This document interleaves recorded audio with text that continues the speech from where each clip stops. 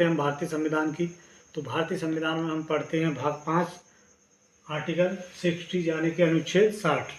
तो इसमें हम चर्चा करते हैं राष्ट्रपति पद ग्रहण कैसे करता है, शपथ कैसे लेता है।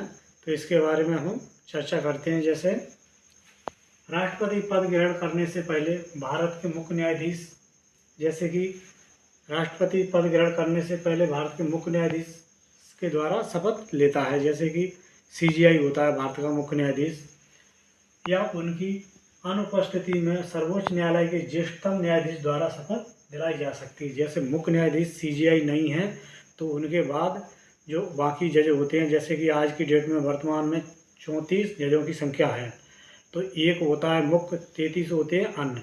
तो अगर एक मुख्य जज CJI नहीं है तो उनकी अनुपस्थिति में जो 33 जजों में से कोई एक सीनियर जज है उसके द्वारा भी शपथ दिलाई जा सकती है।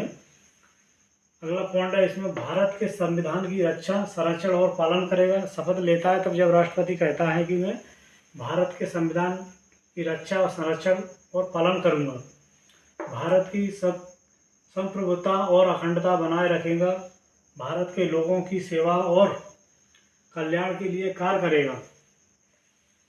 जैसे भारत देश के निवासी नागरिक उनकी सेवा करना और अखंडता संप्रभुता बनाए रखना अपने कर्तव्यों को निष्ठा और ईमानदारी से निभाएगा, कि अपने जो कर्तव्य हमारे उनको मैं ईमानदारी निष्ठा से काम करूँगा। साधारण भाषा में इसको अपन समझते हैं। जैसे कि राष्ट्रपति संविधान का रक्षक होता है।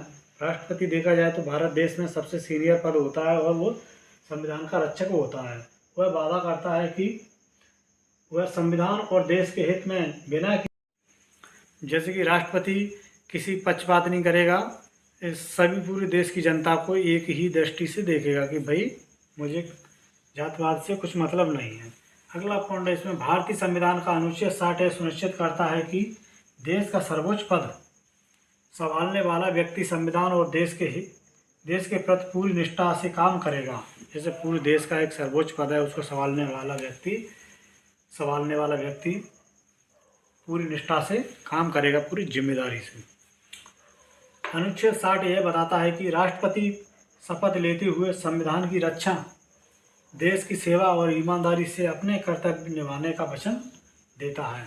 इसमें जब राष्ट्रपति शपथ लेता है अनुच्छेद 60 के तहत, तब वो एक कहता है कि मैं अपनी ईमानदारी से जब तक 5 वर्ष में पद पर रहूँगा तब ईमानदारी निष्ठा से मैं काम करूँगा। आर्टिकल सिर्फ और सिर्फ यही दर्शाता है।